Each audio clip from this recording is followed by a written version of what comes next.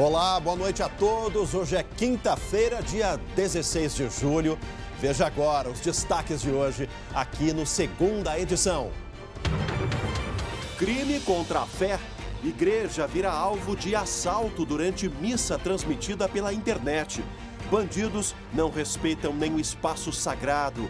Veja o que roubaram e a reação de quem rezava ao vivo. O pessoal manda a polícia aqui para a igreja, estamos sendo assaltados durante a missa. Sistema de saúde quase no limite. Porto Alegre tem recorde na ocupação de leitos de UTI destinados à Covid-19. Será possível evitar o colapso na saúde? E a esperança da medicina que cura. Conheça a história de superação do pequeno Ezequiel. Com menos de um ano, ele já esteve entre a vida e a morte. O SBT Rio Grande, segunda edição, começa agora. Eu te convido, vem com a gente.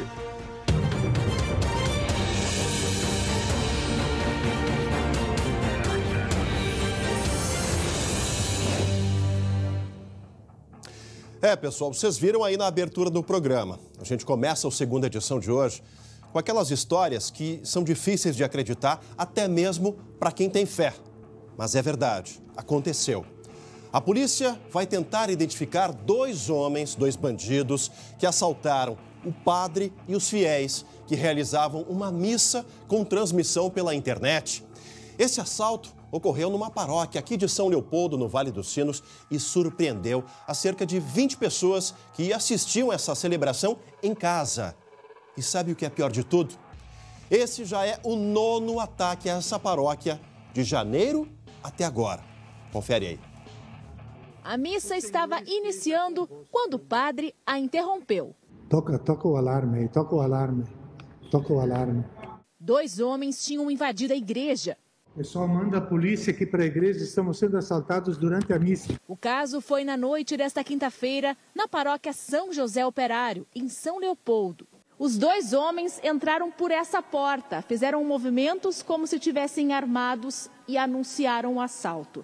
Um deles correu para atacar os fiéis que estavam aqui assistindo à missa. E o outro foi até o padre que estava aqui no altar e tentou arrancar o notebook dele enquanto ele transmitia a missa ao vivo pelas redes sociais. Eu achava que eram pedintes. Veio correndo, bateu, fechou o computador, queria levar, eu tirei da mão dele, pegou de novo. E aí eu me aproximei lá para pegar aquele suporte ali. Se ele quisesse vir de novo, ia me defender e proteger o computador, né? Os criminosos levaram 2 celulares e a chave de um carro. 4 pessoas, além do padre, estavam na igreja. Uma delas era a dona Geni. Escondi meu celular debaixo da perna, mas ele viu, daí ele chegou do meu lado e mostrou assim como se ele tivesse uma arma, né, debaixo do moletom e disse, pode passar o celular. Esse foi o 9º ataque à paróquia, só neste ano. Para aumentar a segurança, em março, a igreja instalou câmeras do lado externo e alarme com sensor de movimento em vários pontos. Mas nem isso impediu a ação da bandidagem no local sagrado para os cristãos. Não se tem mais nenhum lugar para ficar tranquilo e seguro, né? Se aqui na igreja vão ter que fechar as portas, fechar portão, não, né? Como é que vão ter que revistar as pessoas, como é que vai ser, né? Isso é realmente preocupante, né? Esse é o cenário e a gente se solidariza com o padre lá de São Leopoldo. Fica a pergunta, será que esses bandidos vão ter capacidade de confessar os seus pecados ali na igreja? Acho muito difícil, né? São pessoas que precisam de luz e muito provavelmente precisam se livrar da dependência das drogas. Olha, hoje a Secretaria Estadual de Saúde, a gente fala agora da pandemia, gente, registrou 40 mortes e mais 3.029 casos positivos da Covid-19. Vocês não ouviram errado. 3.029 casos positivos. Um recorde nas últimas 24 horas. Desses, 1.639 são aqui de Porto Alegre, que na grande maioria já são casos antigos. A notícia boa é que 70% desse volume já está curado. São casos represados. Falando aqui na capital, hoje o índice de ocupação dos leitos de UTI chegou pela primeira vez a 90%. São 251 pacientes com o coronavírus confirmado. Vamos ouvir o que o secretário de Saúde aqui de Porto Alegre, Pablo Stürmer, falou sobre essa situação quase no limite. Acompanhe. Porto Alegre chegou hoje a 90% de ocupação dos seus leitos de UTI. São 251 pacientes confirmados por coronavírus em unidades de terapia intensiva nos mais diversos hospitais da cidade. E somando suspeitos e confirmados, nós temos praticamente 40% de todas as lotações de UTI para uma única doença, né, que tem aí tomado conta dos nossos serviços de saúde, tem avançado na cidade, como vínhamos detectando, e por isso precisamos adotar uma série de medidas de restrição para diminuir a circulação das pessoas, que é o que de fato freia a própria circulação do vírus. Precisamos frear a circulação do vírus e evitar um lockdown mais severo aqui em Porto Alegre. Olha, a gente segue falando da pandemia, que tem uma notícia que tem a ver com o sistema penitenciário e também essa pandemia toda. Quem traz para a gente as notícias hoje, fazendo a estreia, Lucas Abate. Seja bem-vindo ao segunda edição, Lucas. Boa noite. Boa noite, Chamali. Boa noite a todos. Muito obrigado. Infelizmente, estreando com uma notícia preocupante que envolve o coronavírus e também o sistema prisional aqui do estado. Um detento de 34 anos teve a doença confirmada no Presídio Central, a maior cadeia do Rio Grande do Sul. Ele apresentou sintomas gripais e fez o teste rápido nesta quinta-feira e confirmou a doença. Chama a atenção que ele estava em uma galeria, o Presídio Central não tem cela, tem galerias onde estavam mais de 300 presos. Os 10 presos que estavam mais próximos a ele fizeram o teste rápido também nesta quinta-feira e todos tiveram o resultado negativo. Agora esse preso foi isolado em uma cela, vai fazer ainda aquele outro exame, o PCR, que é mais confiável, mas enquanto isso vai ficar isolado os demais presos, o Presídio Central, que tem mais de 4.000 detentos. Agora, Lucas, essa é a questão do sistema penitenciário que preocupa bastante. Agora, em meio a toda essa crise do coronavírus, teve festinha de aniversário numa prefeitura importante, de um município importante, lá no Vale dos Sinos. Como é que terminou essa história, Lucas? Terminou com um secretário exonerado, Chemali. Uma situação que chama bastante atenção na prefeitura de São Leopoldo, uma prefeitura que está sendo muito atuante no combate ao coronavírus, e aconteceu essa cena que vocês estão vendo. O aniversário de uma servidora foi comemorado dessa forma, todo mundo ali aglomerado, sem máscara, comemorando, e o que chama bastante atenção é que contava, inclusive, Chemali, com a presença do secretário de Orçamento Participativo de São Leopoldo. Ele é esse que está de camisa preta e também com uma boina preta e acabou sendo exonerado do cargo pelo prefeito Ari Vanassi. Um mau exemplo, né? Um mau exemplo. Daqui a pouco a gente volta a conversar contigo aí, Lucas Abate, direto da redação de jornalismo aqui do SBT. Agora eu quero a sua atenção para um recado importante. Você aí, já parou para pensar em como é bom ter com quem contar? Uma pessoa, uma equipe, uma instituição. No cooperativismo é assim. Você sempre tem com quem contar. E no cooperativismo de crédito, os recursos captados são aplicados na economia local, convertidos em crédito para os associados, empreendedores e produtores rurais. Inclusive, um estudo recente da FIPE analisou o impacto do cooperativismo de crédito na nossa economia e apontou que a cada R$1 de crédito concedido pelas cooperativas gera R$ 2,45 na economia. São muitos benefícios para toda a região e não é à toa que esse é o modelo econômico que mais cresce a cada ano e contribui muito para o desenvolvimento do nosso país. No projeto Economia Local que faz a diferença, nós aqui do SBT buscamos exemplos reais de quem não mediu esforços para manter o seu negócio ativo e fortaleceu a economia das regiões. Entre no nosso Facebook, no post da campanha e nos conte essas histórias. Nós mostraremos algumas delas aqui no SBT. Economia Local que faz a diferença. Uma campanha do SBT em parceria com o Sicredi. Olha, a gente segue agora falando. A gente sai de uma questão positiva para um caso triste. Deixa eu caminhar um pouquinho mais até o Plasma 3 aqui. Pedir para o Leandro botar aqui as imagens, as contradições, gente, do caso Rafael lá em Planalto.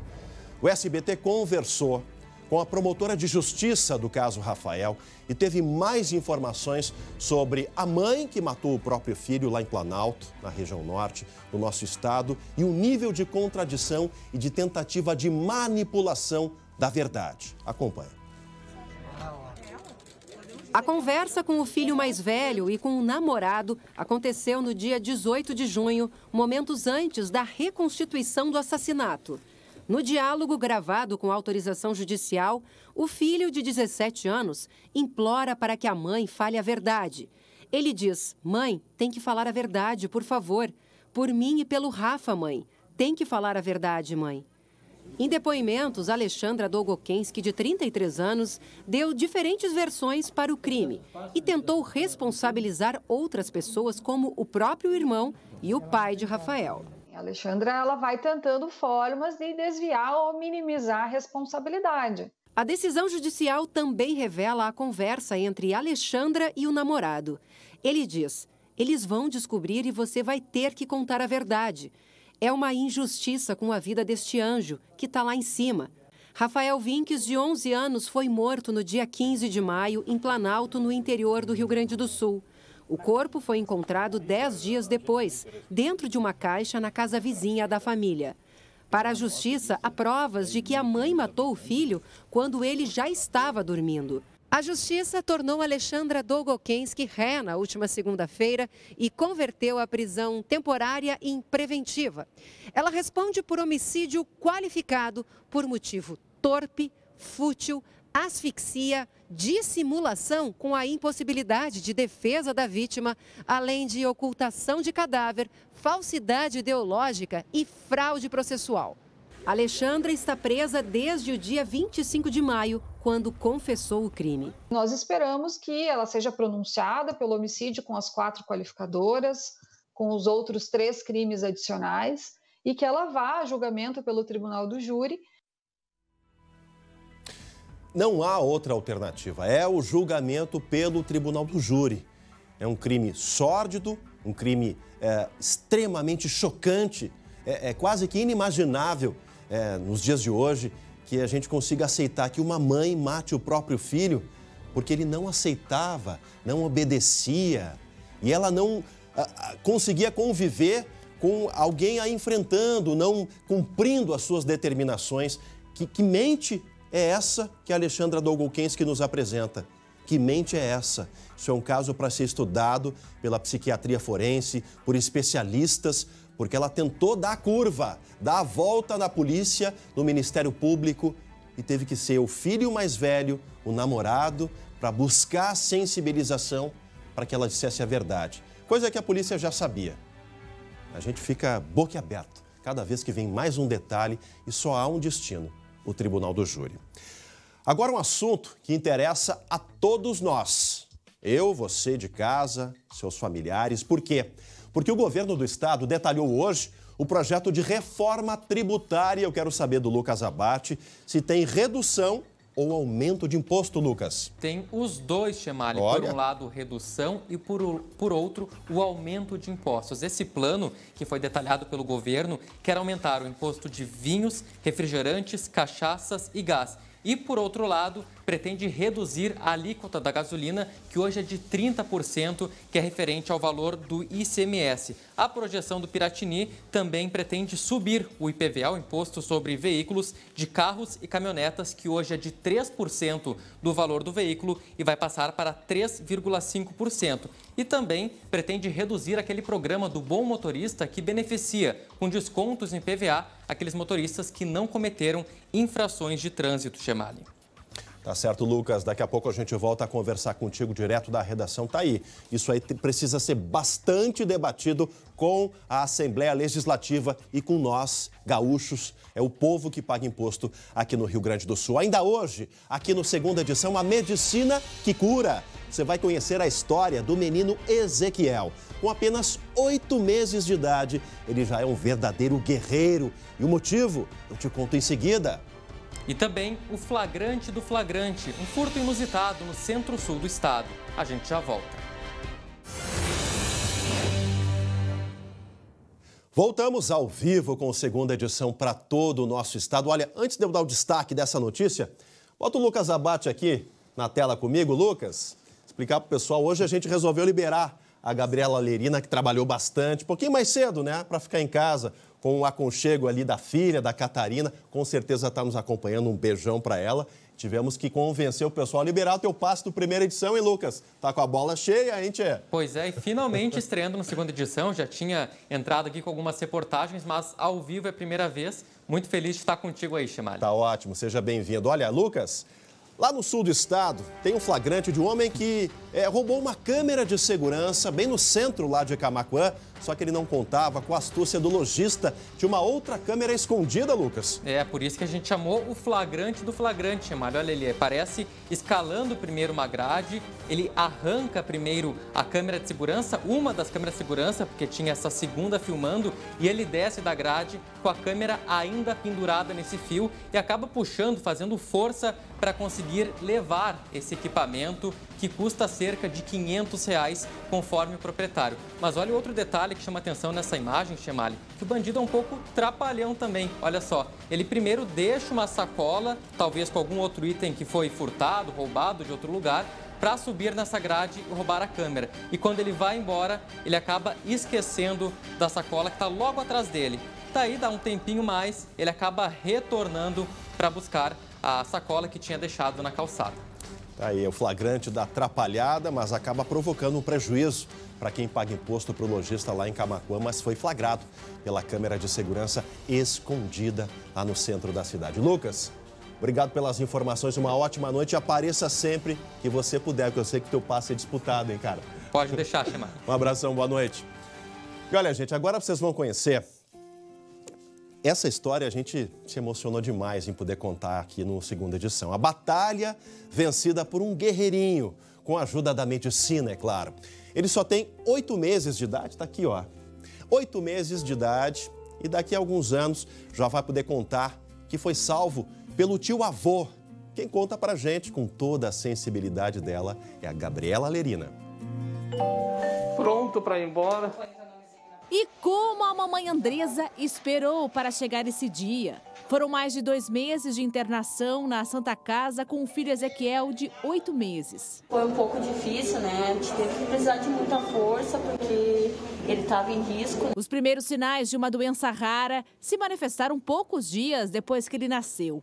Ezequiel estava amarelado, não ganhava peso. As fezes eram cinzas.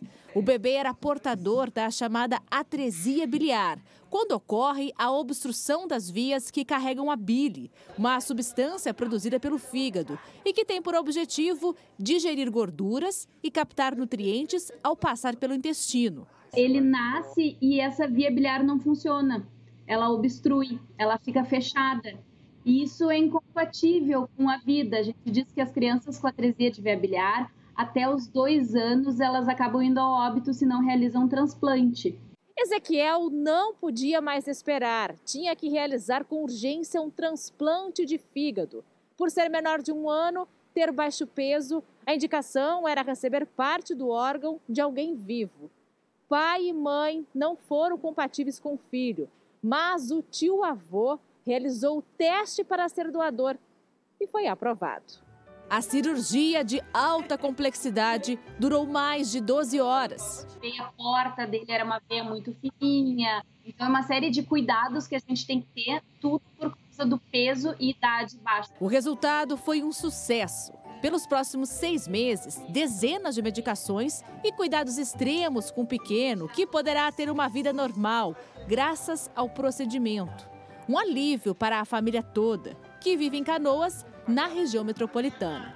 O guerreirinho nasceu de novo. Agora é casa. Agora é casa. Ah, gente, não tem... Olha, é ótimo terminar o jornal dessa forma, né? Terminar o programa, segunda edição dessa forma. Segura a vinheta aí, Leandro. Segura a vinheta aí. Eu quero falar do Ezequiel, né? Esse anjo que tem um nome bíblico e é um guerreiro.